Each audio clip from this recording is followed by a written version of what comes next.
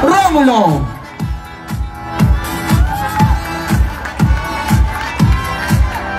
Okay, ang inaabangan ng mga Pasigenyo! Yes! Sabay-sabay tayo magpalakpakan na may kasamang Hiyawan! Pasig Vic Soto!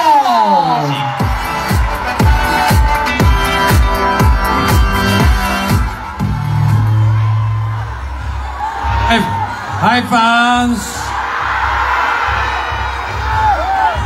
Maraming salamat. Batiin ko muna itong...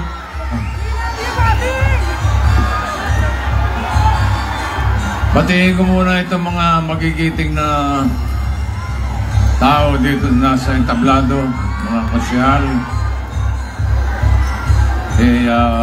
Kong Roman Romulo, Vice Mayor Dodo Jaworski, Mayor Vico Soto. Good job kayong lahat. Pakiusap ko lang kay Boboy tsaka kay Boye, huwag kayo magtatabi, mukha kayong lato-lato eh.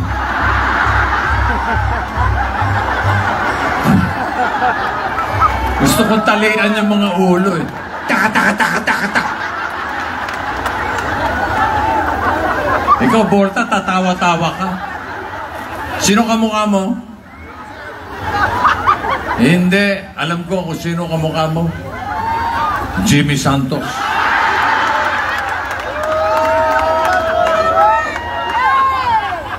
At higit sa lahat, ang aking pagbati sa lahat ng mga Pasigenyong narito ngayong gabi. At yung mga nanonood sa Facebook at sa YouTube, binabati ko po kayong lahat. Ngayon pa lang, congratulations. Dahil alam ko, pagdating ng Lunes, ipagpapatuloy natin ang giting ng Pasig, ang galing ng Pasig. Kayo po ay tumindig, nanindigan, pinakita nyo sa buong Pilipinas na dito sa lungsod ng Pasig, kaya niyong labanan at supuin ang korupsyon. Kaya naman ang aking pakiusap sa darating na Lunes din, ating pong ipagpatuloy ang nasimulan ng ating mga leader na nasa harap ninyo. Huwag na po tayong bumalik sa lumang politika. Politikang may bahid ng korupsyon. Politika ng pananakot. Politika ng panunuhol. Politika ng paninira. Politika na may kahalong fake news. At higit sa lahat yung politikang puro pangako. Alam naman natin yung mga pangakong yan mapapako. At hindi lang pako, may kasama pa martilyo na ipupukpok sa ating mga ulo. Kaya sa darating na Lunes, alam niyo na po, bantayan po natin ang ating mga boto. Sagrado po ito, katulad ng sabi ni Vice Dodot. Sagrado po ito. Wala pong halagang katumbas ang ating mga boto. Walang katumbas na bigas. Walang katumbas na lugaw.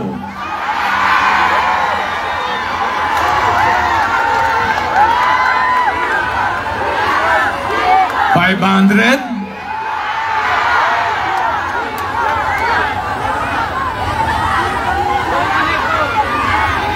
Walang kwenta ng ganyang politika. Ibang-iba na talaga ngayon sa Pasig. Ipagpatuloy po natin para tuloy-tuloy ang agos ng tagumpay ng lungsod ng Pasig.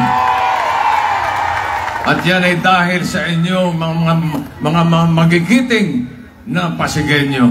Maraming salamat po sa inyo lahat. Congratulations. Hindi ko na po masyadong pakakahabaan ang aking talumpati. Dahil baka sa ganda ng aking talumpati, ako'y maiboto yung senador. Si Tito Sen na lang, yung nagsalita dito, ang iboboto natin. Ang aking nakababatang kapatid. Kaya ito po, pakilala ko na po sa inyo. Kailan kaya may magpapakilala sa iyo na hindi ako?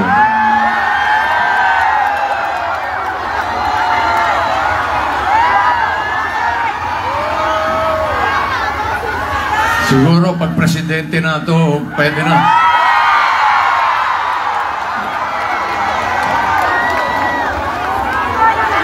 Narito na ang aking nakatatandang kapatid. Ang ating minamahal na si Mayor Vico Soto. Ang giting ng Pasig.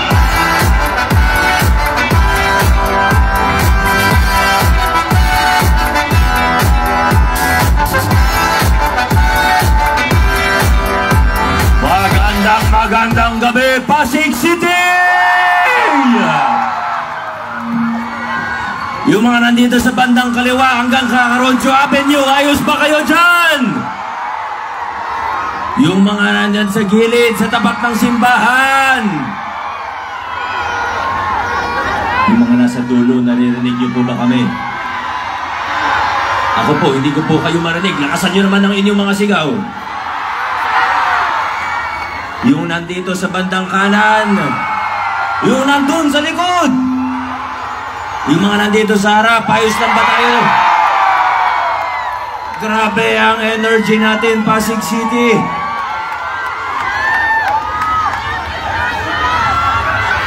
Binabati din po natin ang mga kasama na nasa upper box. Anong ginagawa mo dyan, huy? Ingat ka, kuya. Baba ka na po. Yung mga nandito sa harap, mga barangay officials, mga kapitan, maraming salamat po sa inyo. Yung mga senior po natin, kasama na ibang market vendor. Nakita ko kanina, alas 4 pa lang. Kaya sila yung nasa VIP seat eh. Alas 4 pa lang, nandyan na po sila. Grabe. Alas 4 ng hapon naman, ano? Hindi naman ng umaga. Yung mga nandito sa likod! Maraming salamat po.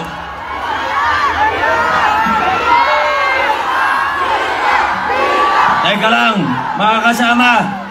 Konting katahimikan lang po. Yung mga nasa upper box!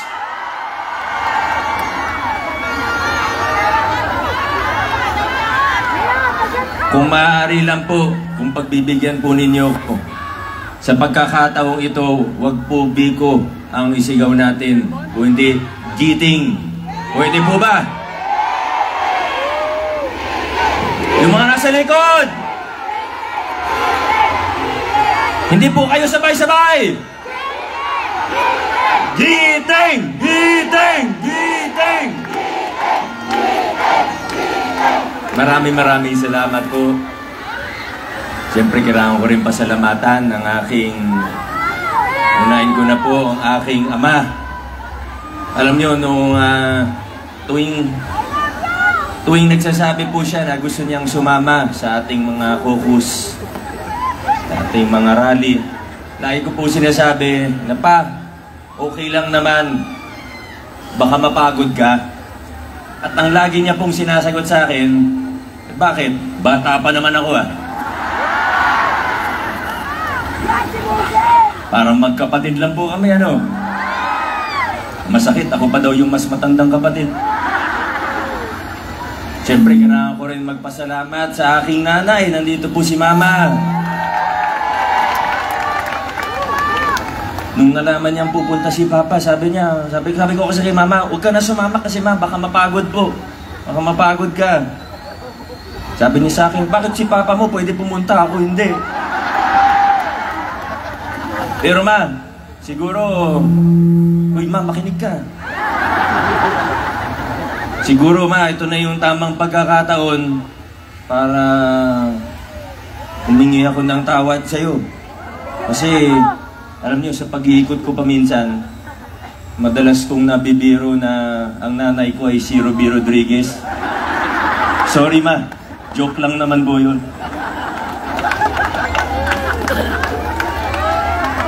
Yung mga nasa likod, may energy pa po ba tayo? Yung mga nasa bandang gitna, mabango pa ba yung katabi ninyo?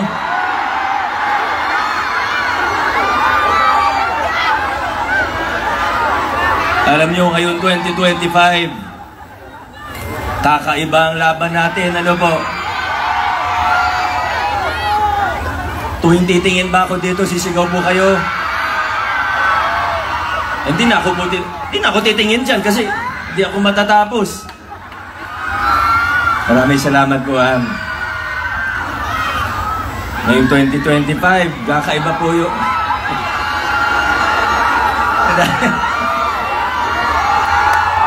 Aabutin tayo ng ating gabi dito eh. Gusto nyo hanggang madaling araw tayo dito, ha?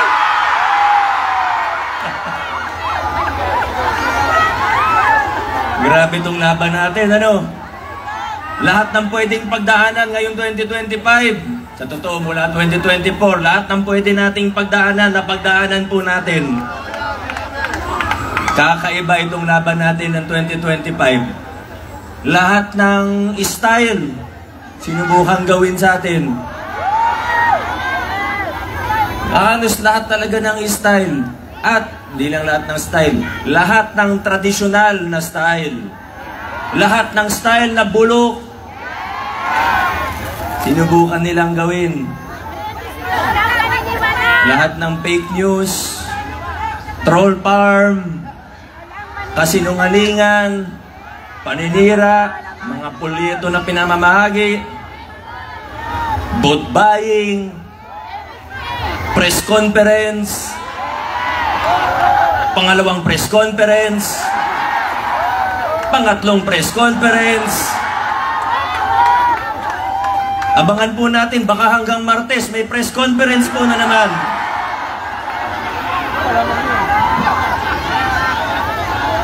Pero sa gitna ng lahat, ako po ay taus-pusong nagpapasalamat sa inyo dahil hindi niyo po kami binitawan. Ako po ay taus-pusong nagpapasalamat sa inyo dahil sinuportahan po ninyo hindi lang ang inyong mayor. Ang sinuportahan po ninyo ay hindi lang ang kandidato, hindi lang ang politiko. Ang sinuportahan po ninyo ang magagandang pagbabago at reforma na ginawa po natin sa lungsod ng Pasig. Ang sinuportahan po ninyo ay ang pagtataguyod ng mabuting pamamahala sa lungsod ng Pasig. Yan po ang tinindigan natin, pinaglaban natin mula 2019. Magpapasalamat tayo sa lahat ng mga tumulong sa atin, sa lahat ng mga nakasama natin mula taong 2019. Siyempre, kasama na po dyan si Tito Sen. Naalala niyo po ba noong 2019? Wala tayong entablado dito. Kahit malaki, pag mga ordinary, pang-araw-araw nating caucus, alam niyo naman, wala po talaga kaming entablado. Gusto namin mas malapit sa tao. Konting sound system. Minsan nga, isang speaker lang, okay na po. Basta makasama po namin kayo. Pero siyempre, pag medyo malaking venue na, gaya ng Plaza Rizal, kung wala tayong stage, hindi nyo kami makikita dun sa likod. Pero noong 2019, ano pong gamit natin stage noon? Naalala nyo pa po ba? Sa speaker kami tumayo. May speaker, may monoblock. Yun na yun. Naalala niyo po noon, di tayo nabigyan ng permit noong 2019. Yun pala, sila magpaparsara ng... Hindi, 2019 yung sinasabi ko. 2019, grabe po yun. Ang sabi sa atin noon, bawal daw. Kasi, tingnan nyo na lang yung post ko sa Facebook, i-search nyo na lang. Di ko na para ikwento ulit. O gusto nyo ikwento ko? Hindi na po. Ngayon, hindi na natatakot, tinanggal natin yung takot sa puso ng mga Pasigenyo. Tinalikuran na natin yung style ng politika na puro takutan. Politika ng pananakot, tinalikuran po natin. Ngayon, dumating ang kalaban namin sa isang lugar. Walang problema. Ako pa nga pong unang nagsasabi na dapat pag may dumating, kakampi, kalaban, dapat respetuhin natin, galangin natin. Pag binati tayo, batiin natin. Pag kinamayan tayo, kamayan din po natin sila. Pero wag natin sila iboboto.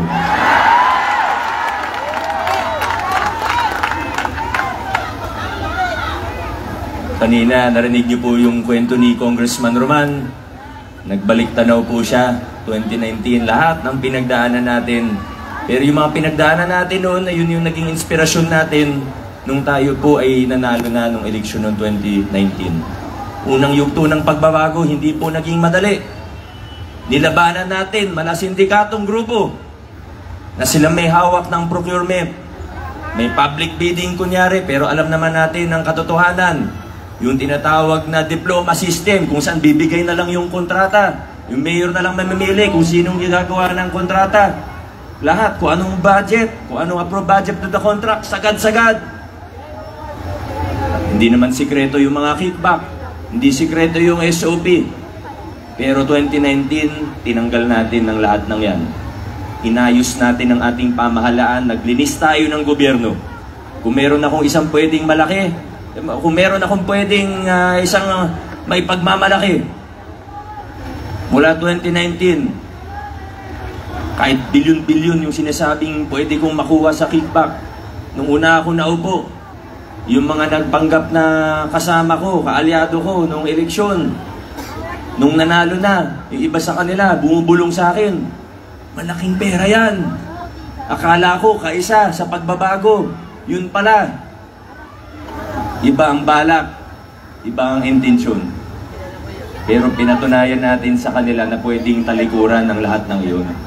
Pwedeng yakapin ang mabuting paggugoberno, pagiging bukas ng ating pamahalaan. Kung meron akong isang pwedeng ipagmalaki, yan po ay na mula 2019, kahit isang piso, wala ako tinanggap sa mga kickback na yan. Kaya akong tumingin mata sa mata kahit kanino para sabihin po yan. Hindi tayo nagtapos doon. Winakasan din natin yung palakasan system. Paborito natin simbolo nito, pamaskong handog. Tama po ba? Sa simpleng halimbawa na ito, pinakita natin na pwedeng magkaroon ng pamahalaan na pantay-pantay ang tingin sa bawat isa. Hindi kailangan na malapit ka sa kusina para makakuha ng tamang benepisyo at serbisyo mula sa ating pamahalaan. Pero hindi naging madali. Buti na lang noong 2022, nagkaroon tayo ng mga mas maayos, mas matitibay na kasama. Kasi alam nyo, narinig nyo na naman po, iba sa inyo, narinig na po yung kwento ko, 2019, gusto natin maayos sa pamamahala. Nasabi natin sa mga kontraktor, wala nang kickback ngayon. Kahit isang piso, wala kayo bibigay sa mayor. Pero mababalitaan mo, may konsehal, humihingi ng 3% sa kontraktor. May maglalakad ng pogo. Mga kaibigan, wala nang lugar sa ating pamahalaan para sa ganung klaseng opisyales.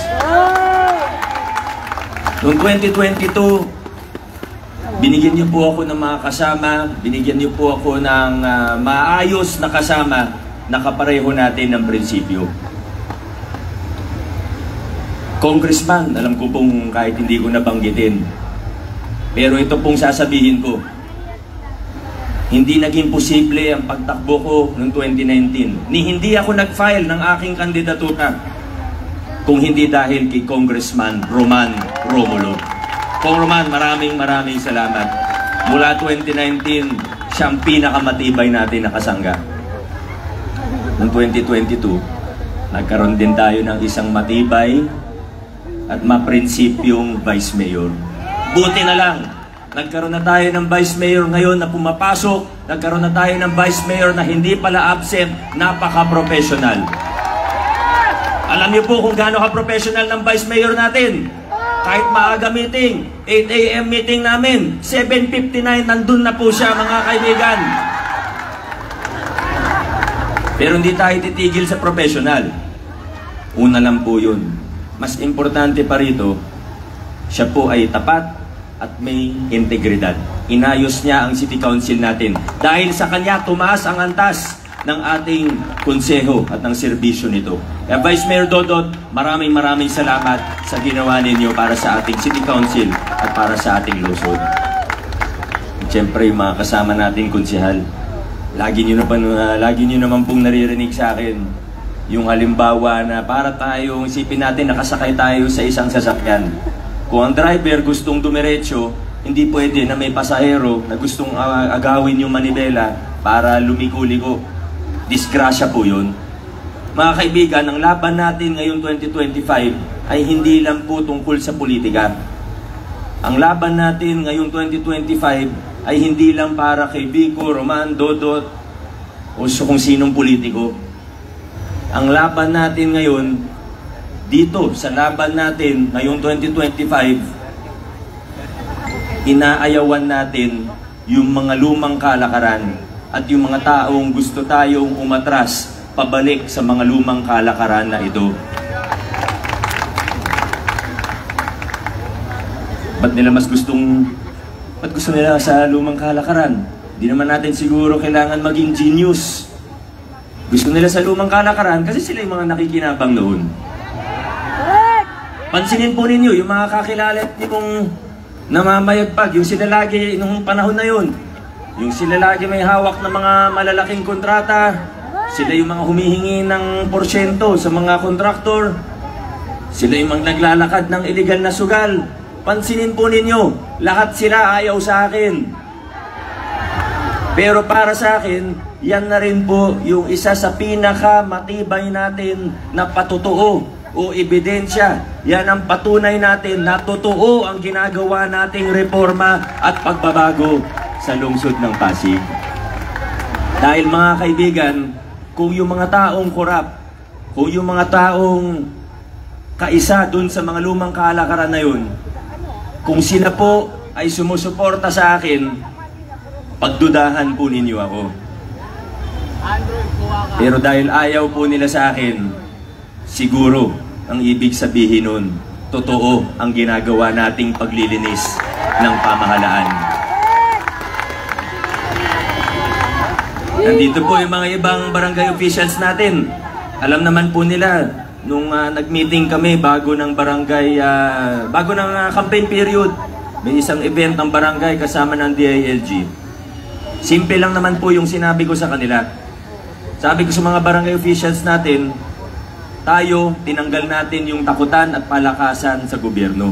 Ngayon, yung assistance mula sa city government, kung ano yung pwedeng itulong ng city government, wala tayong pag-uusapan na politika.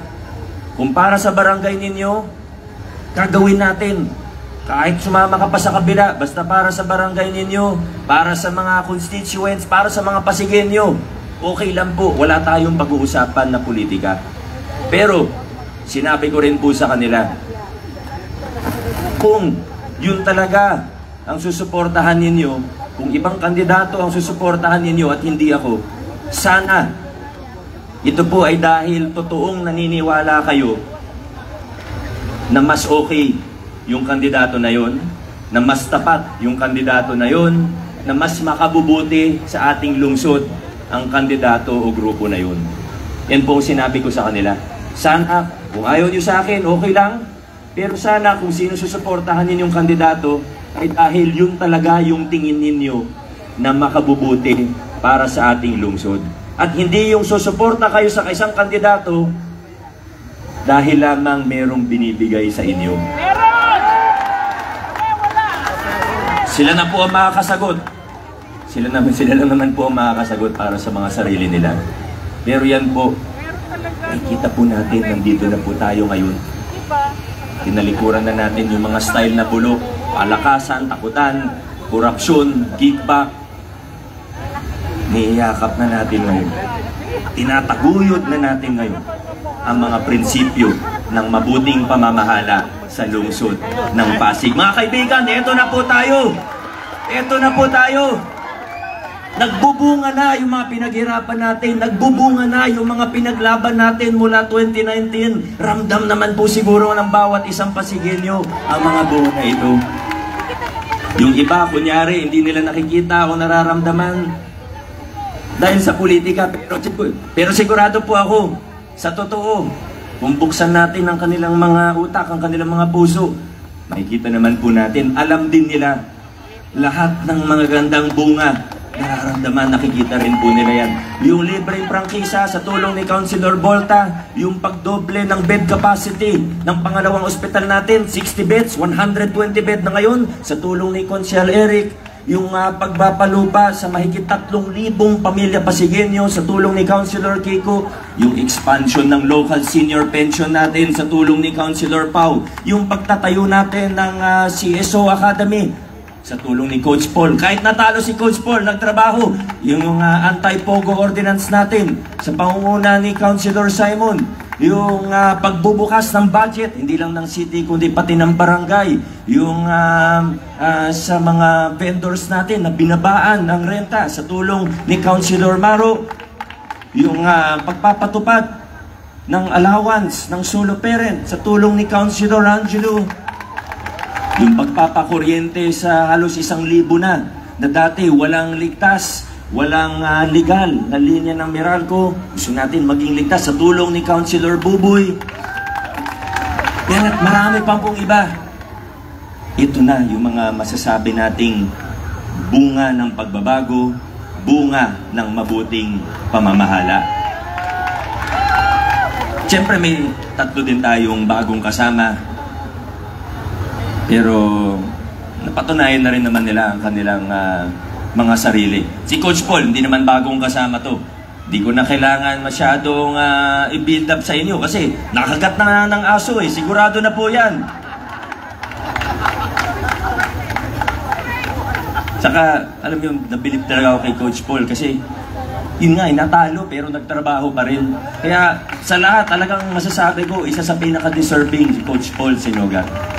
Yung 3 naman nating bagong kasama, siguro nakilala nyo na rin. Pero ito po,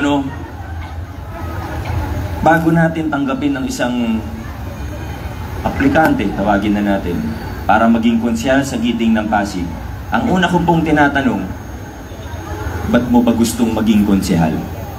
Kasi kung gusto mo maging konsyal, dahil may narinig ka dati na malaking kinikita ng mga to, o dahil gusto mong pakapalin ng iyong wallet, hindi ka bagay sa Giting ng Pasig. Tsaka wala nang ganun ngayon. Wala kang mapapala dito kung yan ang mission mo. Pero kung tunay na gusto mong magserbisyo, at hindi sapat yung gusto magserbisyo, madali naman sabihin yun eh. Mas importante, kapareho natin ang prinsipyo at kapareho natin na gusto sa malinis at maayos na pamamahala, pwedeng-pwede kayo sa Giting ng Pasig.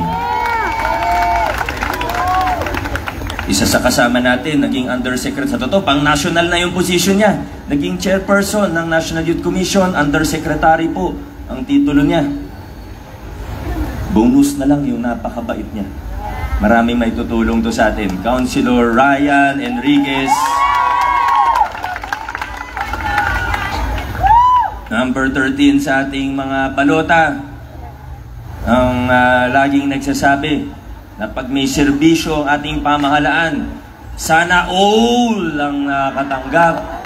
Buti na lang sa Pasig, hindi lang tayo nagsasabi ng sana all. Pero gaya ng sa pamaskong handog, libreng serbisyo sa ospital, masasabi natin, sa Pasig, meron all. Kaya naman na. Councilor Warren. Anong pangalan niya? Anong Warren Incenso?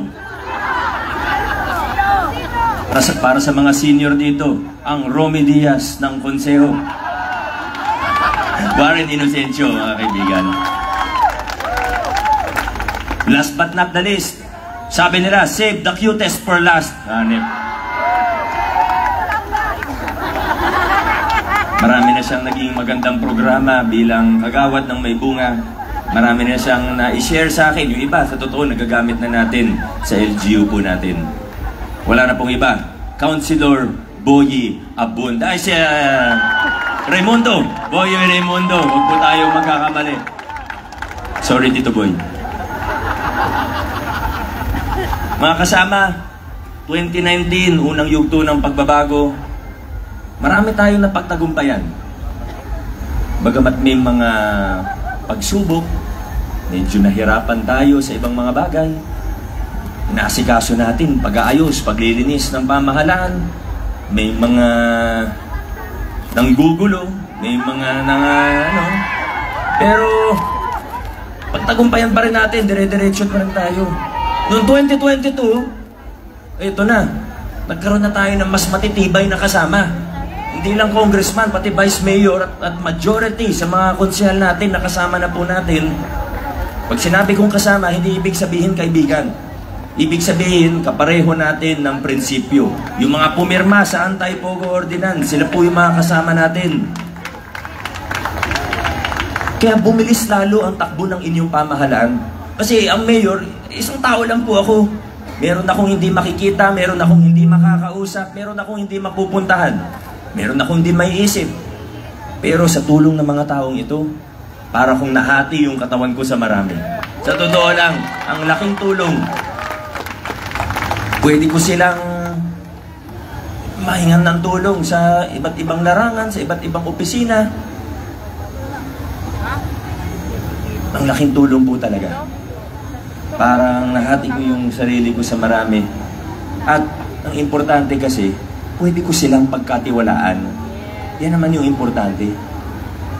Pwedeng magaling, pwedeng mabait, pwedeng kaibigan din naman natin, labas sa politika. Pero kung di natin pwede pagkatiwalaan, wala, hindi rin talaga makakatulong. Buti na lang mga taong ito, magpagkakatiwalaan natin, maayos, matitibay, mga kasangga natin para paigtingin pa mga nasimulan ng pagbabago at reforma. Ngayon, nandito na po tayo sa ikatlong yugto ng pagbabago. Yung mga nabanggit natin kanina tungkol sa mga kalaban, tungkol sa mga naninira sa atin, tungkol sa mga gumagawa ng kung ano-ano. Hindi ko nabanggitin ulit yung presscon. Pero sa totoo, ito mga kaibigan, sana, hindi maganda.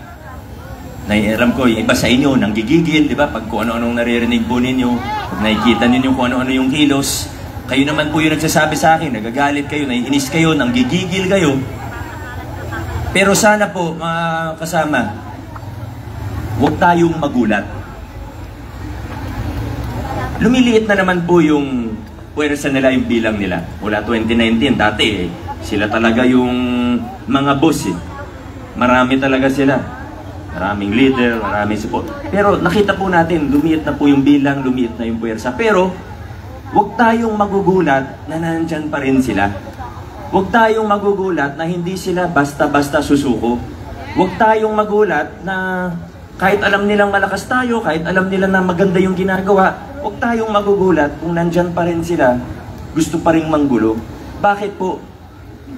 Dahil alam naman po natin kung paano sila nakinabang dun sa mga lumang kalakaran. Kung para sa maliit na halaga, minsan may mababalitaan ka kung ano-anong ginagawa.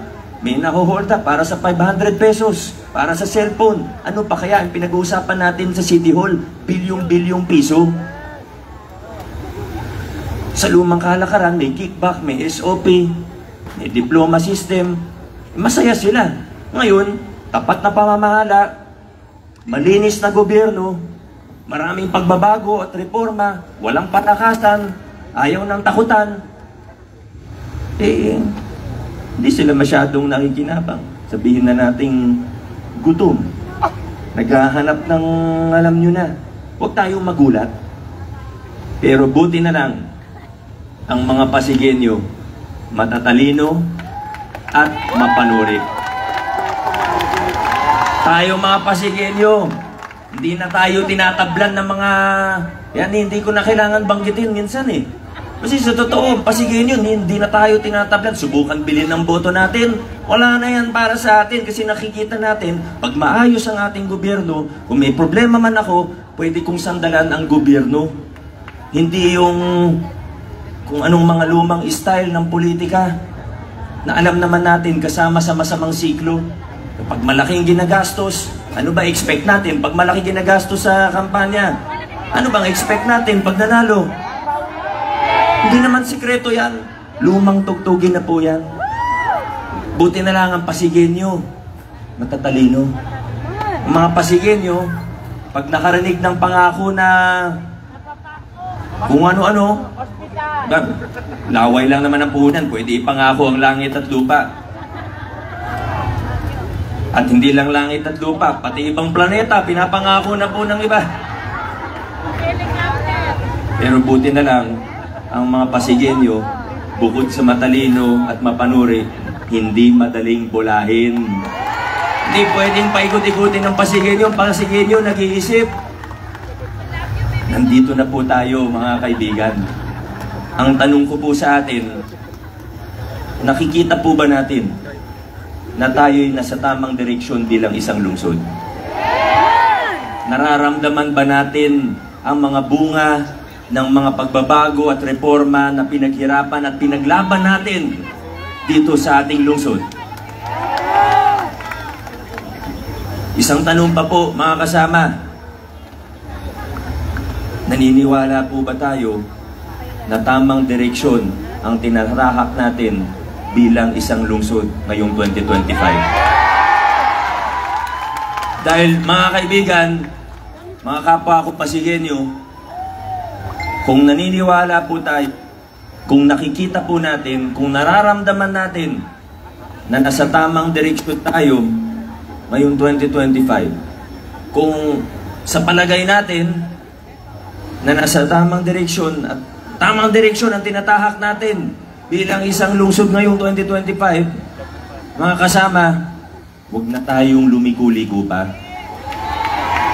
Huwag na tayong kumaliwat kanan pa. At mas lalong huwag tayo papayag dun sa mga taong gusto tayong iatras pabalik dun sa mga lumang kalakaran. Mga Pasigueño, ngayon 2025, ipakita po natin na kaisa natin ang pamahalaan sa pagtataguyod ng mga prinsipyo ng mabuting paggogobyerno. Sa Lunes, hindi lang natin basta ipapakita, kundi isisigaw natin sa pamamagitan ng ating mga boto. Nasa lungsod ng Pasig, hindi na tayo liliko, hindi tayo U-turn, dire-diretso lang po tayo. Mga Pasigueño, dire-diretso ang takbo natin. Maraming salamat, Pasig City. Mabuhay ang lungsod Pasig. God bless, Pasig City. Muling iboto ang number 4 sa balota, Mayor Vico Soto, Pasig City ng Pasig. Ang muling iboto ang number 4 sa balota, Councilor Volta de los Santos. Muling iboto ang number 6 sa balota, Councilor Eric Gonzalez. Muling iboto ang number 11 sa balota, Councilor Tico Rustia. Muling iboto ang number 13 sa balota, Councilor Pao Santiago. Ating iboto ang number 14 sa balota, Consi Coach Paul Senegal. Muling iboto ang number 15 sa balota, Councilor Simon Tantofong. Sa Distrito 2 naman, muling iboto, number 1, Councilor Buboy Agustin. Muling iboto, number 8, Konsihala Angelo De Leon. Ating iboto, number 10, Consi Ryan Enriquez. Ating iboto, number 13, Consi Warren Inocencio. Muling iboto, number 14, Consi Maru Martinez. At ating iboto, number 15, Consi Boy Raimundo.